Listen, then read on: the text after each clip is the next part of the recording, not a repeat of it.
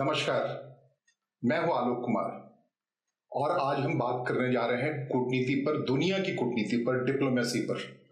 और इसके लिए मेरे साथ हैं हमारे बहुत पुराने मित्र एबी महापात्र जी, जो कैश इंडिया के डायरेक्टर हैं। एबी महापात्र जी नमस्कार। एक तो मुझे बताइए कि क्या स्ट्रैटेजी बनाते हैं आप डिप्लोमेसी के लिए और आपकी संस्था कैसे एक्टिव है? चलिए, मैं आपकी दर्शकों को थोड़ा सा बता देता हूं कि जो कैश इंडिया है, it stands for centre for Asian strategic studies India. ये सन 1999 से स्टार्ट हुई थी और 2002 मार्च में वो रजिस्टर्ड हो गया था। और तब से लेके आज तक हम यहाँ पर ट्रेनिंग देते हैं और हम रिसर्च प्रोजेक्ट्स और पेपर्स तैयार करते हैं और हम कॉन्फ्रेंसिंग करते हैं। ये इस समय हमारे पास करीब 26 कंट्रीज़ के कुछ एजेंसीज और उनकी आउटफिट्स और कुछ यूनिवर्सिटीज ये सब जुड़े हुए हैं। और हम खाली भारत नहीं पर कई और countries, neighbouring countries, Asian countries, European countries और अफ्रीकन कंट्रीज़ के ऊपर हम काम करते हैं। और हमारी मेन फोकस ये रहती है कि जिसको हम मिलिट्री सिक्योरिटी कहते हैं, जिसमें जियोपॉलिटिक्स आती है, और फिर फॉरेन पॉलिसी जिसको हम डिप्लोमेसी की तौर पे लेते हैं, और जियो इकोनॉमिक्स रहता है, क्योंकि इस समय एक सबसे बड़ी डिमांड जो पूरी दुनिया में चल रही है कि अब वो जियो पॉलिटिक्स से हटकर थोड़ा जियो इकोनॉमिक्स की तरफ आ रही है। तो हम इन दोनों को भी रखे हैं। उसके साथ साथ जैसे कुछ सब टॉपिक्स है, टेररिज्म है, ट्रांसनेशनल क्राइम है, और कुछ दुनिया की जैसे रीजनल डिप्लोमेसी है, वो सब हम साथ में रखते हैं। ये तो बड़ा एप्रोप्रिएट टाइम है जिस ढंग से पूरा जियो पॉलिटिक्स बदल रहा है महापात्र जी। जिस ढंग से यूएस आक्रामक हो रहा है, डोनाल्ड ट्रंप आए हुए हैं और लग रहा है कि पूरा सी चेंज पूरे जियो पॉलिटिक्स में आ रहा है। ये है क्या? अचानक लग रहा है कि अमेरिका विड्रॉ कर रहा है, पूरे यूएस एड से उसने विड्रॉ किया, WHO से विड्रॉ कर रहा है, एवरीवेयर से विड्रॉ कर रहा है। अभी जो नाटो फोर्स है उसमें अमेरिका एक्टिव नहीं दिख रहा है, यूरोप अकेला होता हुआ दिख रहा है।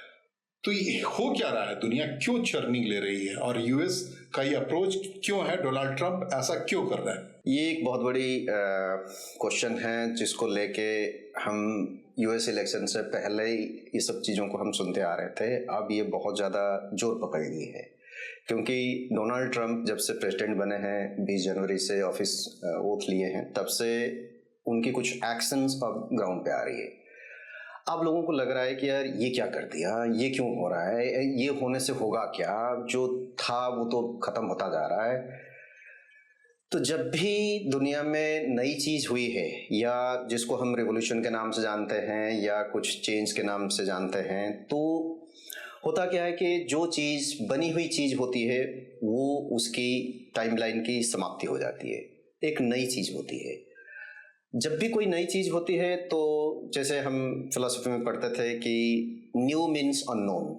आप इजाजत मैं कहूँ कि नई चीज बनती हुई दिख रही है, पुरानी चीज खत्म होती दिख रही है। Correct. मतलब अमेरिका का जो चौधराहट था जिससे सेकेंड वर्ल्ड वॉर के बाद से दुनिया ड्राइव होती आ रही थी, क्या वो कम होता हुआ दिख रहा है या बदलता हुआ दिख रहा है?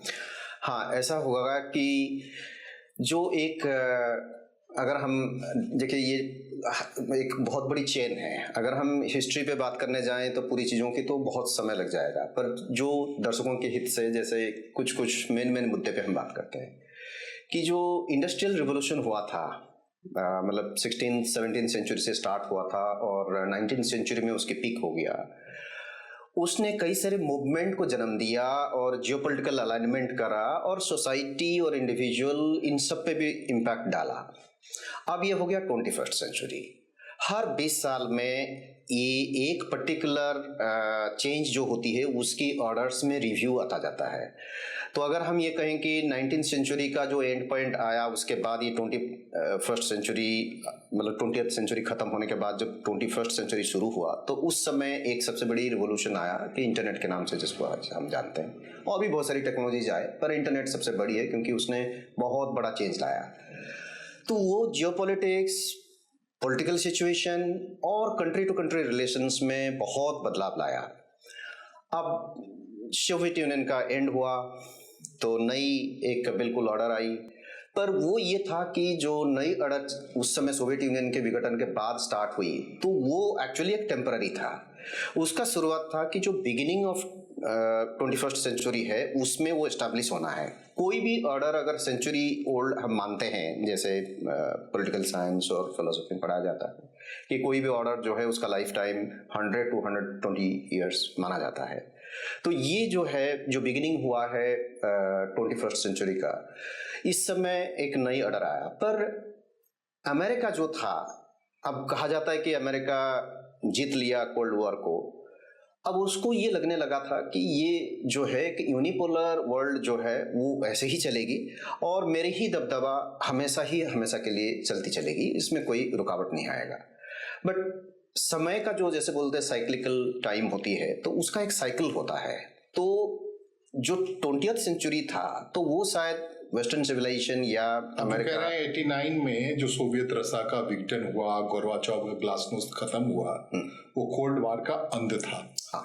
और उसके बाद से ट्रैवल करते हुए पिछले शताब्दी के 10 साल और इस शताब्दी के 25 साल 35 साल के बाद ये चर्निंग है, ऐसा बता रहे हैं आप? हाँ, तो ये जो चर्निंग है ये एक्चुअली जो इस समय जो न्यू वर्ल्ड ऑर्डर जिसकी हम मतलब बात कर रहे हैं कि वो न्यू वर्ल्ड ऑर्डर की एक्चुअली ये बिगिनिंग फेज है, जो 2010 के एंड में जिसकी जिक्र भी हुई थी कि जो 21st सेंचुरी की ऑर्डर होगा 100 साल का, तो अगर हम ये 10 साल माइनस कर दें तो जो आने वाली 90 साल या नाउ अनदर 10 ईयर्स माइनस कर देते तो 80 ईयर्स अब रहता है इस सेंचुरी का, 21st सेंचुरी का। इस 80 ईयर्स में कौन सी कंट्री अब उभर के आएंगे और कौन सी कंट्री जो पहले से थे वो नीचे जाएंगे। मैं एक एग्जांपल देता हूं, जैसे यूरोप में ब्रिटेन है, फ्रांस है, जो यूएन सिक्योरिटी काउंसिल के इस समय मेंबर है।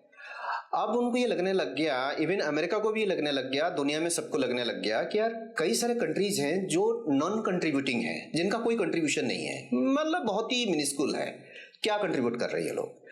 मगर जो कंट्रीज कंट्रीब्यूट कर रहे हैं या कंट्रीब्यूट लाइक हैं, जैसे इंडिया है या पीछे से अफ्रीका से नाइजीरिया है या साउथ अफ्रीका है या ब्राज़ील है या हमारी एशिया से जैसे इंडोनेशिया है या जापान है, ये लोग यूएन सिक्योरिटी काउंसिल से बाहर हैं।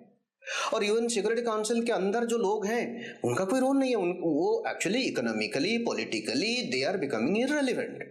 अब आपने इररिलेवेंट लोगों को एक बहुत बड़ी पोजीशन पे बिठा रखे हैं और जो रेलिवेंट और जो कंट्रीब्यूट कर सकते हैं उनको आप बाहर रखे हैं, तो ये चलेगी कैसे। तो न्यू वर्ल्ड ऑर्डर अगर आपको लाना है, जैसे यूएन है या बहुत सारे मल्टीलेटरल बॉडीज है, वो तब तक इफेक्टिव नहीं हो पाएंगे। और इसका सबूत हमारे सामने है। आज कितने सारी वॉर हो गए हैं, चाहे वो अफगान वॉर हो या इराक वॉर हो या लीबिया वॉर हो या यमन वॉर हो या अभी यूक्रेन में गाजा पट्टी हो, मतलब यूएन का कोई रोल ही नहीं है क्योंकि वो इनफेक्टिव है। सीरिया भी ले आप ले लीजिए, कम से कम इस समय पूरी दुनिया में 600 मूवमेंट्स चल रहे हैं। Out of 600 400 are armed movements, और out of 400 country to country जो है 57 countries are engaged in inter regional inter continental conflict. तो यूएन कहाँ है? इतनी बड़ी कोविड हुई, यूएन का क्या रोल था? अगर कोई बॉडी आपने बनाए हैं जिसको आप ग्लोबल बॉडी कहते हैं या जिसका रोल बहुत बड़ी है और उसके लिए कंट्रीब्यूशंस जाता है, सारे 193-95 कंट्रीज की कंट्रीब्यूशंस हैं, तो वो क्या कर रही है, फिर क्यों रखे? तो ये क्वेश्चन अभी डोनाल्ड ट्रंप के माइंड में ही आया है। अगर कोई चीज नॉन प्रोडक्टिव है, इनइफेक्टिव है, इररिलेवेंट है, मैं उसके पीछे क्यों पैसे लगाऊं या क्यों उसको ढूंढूं? लेकिन ये तो महापात्र जी, ये तो था ना इसका कि अमेरिका इसलिए था कि ये सारे बॉडीज का जो मैसिव डोनर था, जो सबसे बड़ा डोनर था, या अमेरिका के ही पैसे से ये सारी चीजें चल रही थी मोटे तौर पे, उसके जगह से चल रही थी। उस यूएन हेडक्वार्टर वहीं था, WHO वहीं था, या था कहना तो अभी ठीक नहीं है, 2025 में जो हम बात कर रहे हैं तो वही है, पैसा वहीं से आ रहा है। अचानक से 1 महीने 2 महीने में पता लगा कि डोनाल्ड ट्रंप कह रहे हैं यहाँ क्यों दें हम पैसे, या WHO तो उन्होंने मना ही कर दिया कि अब नहीं देंगे। तो ये जो अचानक से आया, तो इस जिसकी वजह से सिग्निफिकेंस बना हुआ था इस सिविलाइजेशन में या शताब्दी के सिविलाइजेशन में, या 1945 से अगर जोड़े हम, तो इस टाइम ट्रैवल में जो तकरीबन 80 ईयर्स हो गए, तो 80 ईयर्स से वर्ल्ड पावर के तौर पर अमेरिका सेंट्रिक पावर था, वो लूज नहीं करेगा इस अप्रोच से, अमेरिका के इस अप्रोच से। और अमेरिका क्या बैठ जाना चाह रहा है? ये बिल्कुल एक बहुत इंपॉर्टेंट क्वेश्चन है कि जो चाहे अमेरिका या ट्रम्प जो भी इस समय कर रहे हैं, तो कई लोगों को ऐसा लगता है। अब हमारे इंस्टीट्यूट में भी इसको लेके जो भी हमारे क्लाइंट्स हैं या जो हमारे साथ जुड़े हुए हैं, उनके भी कुछ हमारे पास ऐसे क्वेश्चंस भी आए हैं और हम उनके लिए कुछ रिपोर्ट्स भी इस समय तैयार कर रहे हैं। देखिए, ये बहुत सी चीज़ें जैसे जो हमें दिखता है सरफेस पे, वो हमको ऐसा लगता है कि यही सत्य है, ऐसा नहीं है। अगर हम देखें तो जो हमें इस समय दिख रहा है वो सिर्फ एक झलक है। इसका जैसे लोग बोलते हैं, अंग्रेजी में एक कहते हैं कि टिप ऑफ द आइसबर्ग। तो ये एक्चुअली एक टिप ऑफ द आइसबर्ग है जो इस समय चल रहा है, पर इसका जो पूरी चीज़ अनफोल्ड होके आएगी वो है आफ्टर 2030 के बाद। ये बहुत ज़्यादा आपको विजिबल नज़र आएगा कि हो क्या रहा है और इसमें कौन कौन शामिल है। यूएस ये कर रहा है कि यही यूरोपियन कंट्रीज जो सेकेंड वर्ल्ड वॉर की आप बात कर रहे हैं, actually America second world war में आना ही नहीं चाह रहा था, ना वो पढ़ना चाह रहा था। इसको यही यूरोपियन कंट्रीज थे, खासकर ये ब्रिटेन एंड फ्रांस, तो जिन्होंने उसको धकेल के लाए। अब कहने को ठीक है कि जापान ने पर्ल हार्बर पे अटैक कर दिया और पूरी माहौल बदल गई। इवन जो पर्ल हार्बर का अटैक था, अब हिस्टोरियंस बता रहे हैं कि इसमें ब्रिटेन ने जापान को मोटिवेट करा था कि तुम यूएस पे अटैक करो, ताकि वो जैसे एक बार अटैक शुरू हो जाएगा तो फिर हम उसको बोलेंगे देखो जी अब तो तुम्हारे ऊपर भी अटैक होने लग गया, अब तुम आओ। तो वो हुआ वैसे ही। पर ये जो भी पहली चीज मैं एक चीज क्लैरिफाई करना चाहूंगा दर्शकों के लिए कि जब कंट्री टू कंट्री जो रिलेशंस होती है, कभी कंट्री और कंट्री के बीच में कभी कोई दोस्ती नहीं होती है, एक सिर्फ इंटरेस्ट होती है। अब वो इंटरेस्ट को आप कैसे करना चाहेंगे और ये इसका क्या टूल्स होंगे वो अलग है, पर कंट्री कभी दोस्ती नहीं करते हैं। तो अमेरिका भी अगर यूरोप के साथ गया था सेकेंड वर्ल्ड वॉर के बाद में और सेकेंड वर्ल्ड के दौरान, तो वो भी एक इंटरेस्ट के बाद फायदे के लिए थी।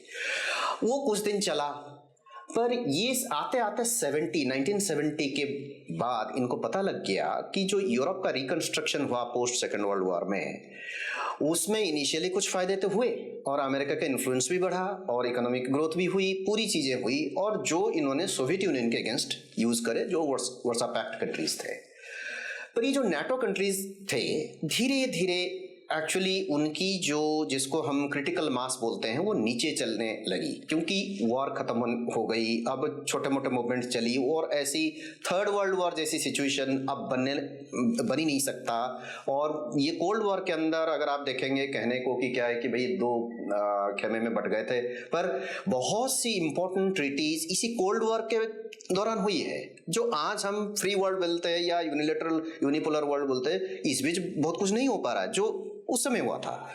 तो अमेरिका को अब ये लग रहा है कि जो मेरे अलाइज थे या जो साथी लोग थे, अब उन कंट्रीज की जो इकोनॉमिक और पॉलिटिकल हेफ्ट या जो पावर था उस समय, अब वो खत्म होता जा रहा है, अब वो इररिलेवेंट होता जा रहा है। कल तक जो मेरे लिए एसेट थे, अब वो मेरे ऊपर बर्डन बनते जा रहे हैं। तो अब वो कह रहा है कि ठीक है, अगर पुराना चीज नहीं चल रहा है, जिसको एक बहुत फेमस अगर आपको याद हो कि अफगान वॉर जब ये 9/11 हो गया था, उसके बाद डोनाल्ड रम्सफेल्ड डिफेंस सेक्रेटरी थे, तो उन्होंने एक लाइन बोले थे, ओल्ड यूरोप। वो एक्चुअली देख चुके हैं कि यूरोपियन कंट्रीज में एक्चुअली प्रोडक्टिविटी खत्म होता गया और अब वो बहुत ही मतलब मैं अगर अभी अमेरिका के जो मेन अलाइज अगर यूरोप में मैं गिनती करवाऊं तो आपको ये लग जाएगा कि ये यूरोप में चल क्या रहा है। Germany is into recession, France is into near about recession, UK is already in recession, Italy is finished, Greece is finished, Spain की इकोनॉमी आज के 10 साल पहले ही नीचे जा चुकी है। कोई ऐसा यूरोपियन कंट्री नहीं है जिसकी ग्रोथ इस समय प्लस में हो, सब या तो न्यूट्रल में बैठे हुए हैं या माइनस में है। तो इस तरह के कंट्रीज को लेके नाटो के ऊपर पैसे लगा के अब जो कुछ बचा कुचा था, ये जो यूक्रेन वॉर हुआ, अब ट्रम्प आके उसको खुलासा कर रहे हैं कि यूक्रेन वॉर वाज अननेसेसरी। इसीलिए वो जो यूक्रेन के प्रेसिडेंट जेलेंस्की हैं, उनको ये कह रहे हैं कि you are a fool, because आपको जब पता था कि रशिया के साथ आप वॉर लड़ के जीत नहीं सकते, तो आपने ये वॉर लड़ा क्यों, आपने डील क्यों नहीं करे? पर उस समय कुछ और चीज थी जो ये यूएस और अदर कंट्रीज, यूरोपियन कंट्रीज जो है वो चाह रहे थे कि जो रशिया का इन्फ्लुएंस है यूरोप में उसको लिमिट किया जाए, और वो हो सकता है कि कुछ हद तक सक्सेसफुल हो गए। बट इस पूरी मतलब प्रोसेस में यूरोपियन इकोनॉमीज खत्म हो गए। जो कल तक एक प्रोडक्टिव इकोनॉमी हुआ करते थे, आज वो सब नेगेटिव हो चुके हैं और माइनस में जा चुके हैं। अब उनका कोई फ्यूचर नहीं है यूरोप। और जब इस पर बात करेंगे, लेकिन एक और सवाल है जो मायने का सवाल है, उसका जवाब आप बेहतर दे सकते हैं कि लोग कह रहे हैं कि जिस ढंग से 89 में गोर्बाचोव के रहते रहते उसके इस फ्रेम में आकर के जिस ढंग से पुतिन और डोनाल्ड ट्रंप आपस में आके मिले हैं, ऐसा ही कुछ हुआ था कि बड़ा ग्लूजम फिगर्स दिखने लगा था गोर्बाचोव को, दुनिया बड़ी प्यारी है, सब कुछ है, और उन्होंने जो सुधार लाया उसकी वजह से विखंडित हो गया, अलग अलग हो गया पूरा सोवियत रूस, छोटे छोटे देशों बन गया, वर्सा एक्ट था वो खत्म हो गया और सब अलग अलग हो गया। कह रहे हैं कि अमेरिका जो इतने सारे स्टेट्स वाला कंट्री है, अब जिस ढंग से बातें हो रही हैं, जिस ढंग से ट्रंप एग्रेसिव हो गया है कि मैं कनाडा को अपना एक स्टेट बना लूंगा, मैक्सिको की तरफ है, बाकी तमाम चीजें हो रहा है उल्टा, वो इस फेयर डील में रूस के प्रभाव में आकर के एक बार फिर से अमेरिका को डिसइंटीग्रेट नहीं कर जाएंगे, टूट तो नहीं जाएगा? नहीं, ये जो एक्चुअली हो क्या रहा है कि ट्रंप जो हैं थोड़े मर्कुरियल पर्सनालिटी है, वो आज नहीं है, वो वैसे ही हैं। अगर आप 1995 से उनकी पूरी लाइफ हिस्ट्री पढ़ेंगे तो आपको ये दिख जाएगा क्लियरली कि ट्रंप हैं बाय नेचर थोड़े बोलने वाले हैं, और वो कुछ कभी बोल देते हैं, फिर कुछ विड्रॉ कर जाते हैं, फिर कुछ नई चीज बोल देते हैं, मगर जब करते हैं तो कुछ बिल्कुल अलग करते हैं। वो उनका देखिए, हर इंडिविजुअल का अपना ट्रेट होता है, ये आप ये नहीं कह सकते कि नहीं उनको इसी फ्रेम में चलना चाहिए था या कोई। देखिए, जो सोवियत यूनियन की डिसइंटीग्रेशन की बात करें तो यस, वही चीज इस समय भी हो रहा है। लोगों को दिख नहीं रहा है कि जो रोनाल्ड रेगन थे, जब अमेरिका को बिल्कुल पिट बटन से उठा के लेके आए, क्योंकि इससे पहले अमेरिका का जो पूरी रिस्पेक्ट थी वो खत्म हो चुकी थी और अमेरिका वियतनाम वॉर हार चुका था, उसका कोई स्टैंडिंग नहीं था ग्लोबल लेवल पे, ईरान में रिवॉल्यूशन हो चुका था, अमेरिकन डिप्लोमेट्स को बंदी बना लिया गया था। So America was in a very bad set, politically, economically, militarily. तो रोनाल्ड रेगन ने एक पूरा प्लान बनाए थे, उसको कुछ अमेरिकन थिंक टैंक्स ने पूरी एक प्लानिंग दिए थे कि इसको करना है तो कैसे करना है। तो एक तरफ रोनाल्ड रेगन ने पूरी जो कंट्रोल डिलीवरी सिस्टम था जिसके तहत सोवियत यूनियन को अफगानिस्तान में डिफीट कराए, और इधर वो एक पीस टॉक्स में थे। ट्रंप एग्जैक्टली वही चीज को फॉलो कर रहे हैं, वो भी रिपब्लिकन थे, ये भी रिपब्लिकन है। तो इनमें एक एक्चुअली एक कॉमन चीज है कि जो रिपब्लिकन्स होते हैं तो इनका न्यू कंजर्वेटिव थॉट्स रहता है कि वो एक्चुअल निशाना कहीं और होता है, वो करते कुछ और है शुरू में, फिर उसको सिंक्रोनाइज करके फिर जब वो हिटिंग पोजीशन में आते हैं तो वो बहुत फियर्सफुली हिट करते हैं। सोवियत यूनियन के साथ भी एग्जैक्टली यही चीज हुआ था और इसी का एक कंटिन्यूएशन इस समय देखने को मिल रहा है कि उस समय ये एग्रीमेंट हुआ था दोनों बीच में, वर्सा पैक्ट और नाटो के बीच में, कि नाटो का ईस्ट वर्ड एक्सपेंशन नहीं होगा, जिस वजह से गोर्बाचोव ने एग्री करे कि ईस्ट जर्मनी से हम हट जाते हैं। तो जर्मनी का यूनिफिकेशन हुआ था, रीयूनिफिकेशन, फर्दर रीयूनिफिकेशन जैसे आप उसको कह सकते हैं, क्योंकि जर्मनी का कई बार यूनिफिकेशन रीयूनिफिकेशन हुए हैं। नाउ इस समय जो ट्रंप कर रहे हैं, कोई अमेरिका को भी करने, वो एक्चुअली एक स्ट्रैटेजी के अंदर चल रहे हैं, बोलते कुछ और है, उस पर मत जाइए। अगर ये आप देखेंगे कुछ चीजें जो विजिबल दिख रहा है कि अमेरिका पूरी यूक्रेन वॉर में मोर देन $2 ट्रिलियन खर्च कर चुका है। अब अमेरिका का इकोनॉमी अनसस्टेनेबल लेवल तक पहुंच चुका है। क्यों? क्योंकि $36.3 ट्रिलियन का डेट है इस समय अमेरिका का, जो कर्जा देने हैं, और $170 trillion, not billion, trillion, let me clear it. तो $170 ट्रिलियन का लायबिलिटी है through various multilateral lending agencies से लेके, कमिटमेंट से लेके, बहुत कुछ सिक्योरिटी पैक्ट से लेके, वो पूरी लायबिलिटी है। सो टोटल $210 ट्रिलियन का अमेरिका का डेट प्लस लायबिलिटी इस समय है, इससे नीचे। और इसी की वजह से डिस्पाइट एवरीथिंग वो एक इन्फ्लेशन जो है, जिससे अमेरिकन जनता जो रोजमर्रा की जिंदगी को उसको कर रहे हैं, मतलब एक फेस कर रहे हैं, देख रहे हैं, वो बहुत परेशानी में है। वो इन्फ्लेशन काबू में नहीं आ रहा है। इनको लग रहा है कि अगर अमेरिका ऐसा चलता रहा और ऐसे ही करता रहा और दूसरों की सिक्योरिटी के लिए कहीं दूसरी लैंड में जाकर लड़ता रहा, चाहे अफगानिस्तान हो, चाहे सीरिया हो, चाहे लेबनान हो, चाहे इधर यूक्रेन हो, तो अमेरिका एक दिन बिल्कुल जीरो पे आ जाएगा। जो हाल यूरोपियंस का हुआ है वही हाल अमेरिका का हो जाएगा। वो अमेरिकन ड्रीम जो है, जिसको लेके दुनिया भर के लोग वहां जाना चाह रहे हैं या जन्नत समझते हैं, वो सब खत्म हो जाएगा। तो उसको बचाने के लिए और फिर रीएस्टेब्लिश करने के लिए, जैसे ही रोनाल्ड रेगन ने जो 70s में जो अमेरिका का हाल हुआ था उसको अपलिफ्ट करने के लिए जैसे ही out of the box solution पे गए थे और regular advisers, regular military intelligence services के एडवाइजर्स को इग्नोर करते हुए गोर्बाचोव के साथ फ्रेंडशिप करके अल्टीमेट रिजल्ट क्या हुआ? ना सोवियत यूनियन का विघटन हुआ। तो वैसे ही ट्रंप कुछ करना चाह रहे हैं। उसका एक चीज मैं आपको ये इस पूरी शो में बता सकता हूं कि जो ट्रंप कर रहे हैं, आप उसको अगर अभी देखेंगे तो आपको बिल्कुल समझ में नहीं आएगा। और वो यही चाहते हैं कि पूरी दुनिया कंफ्यूजन में रहे।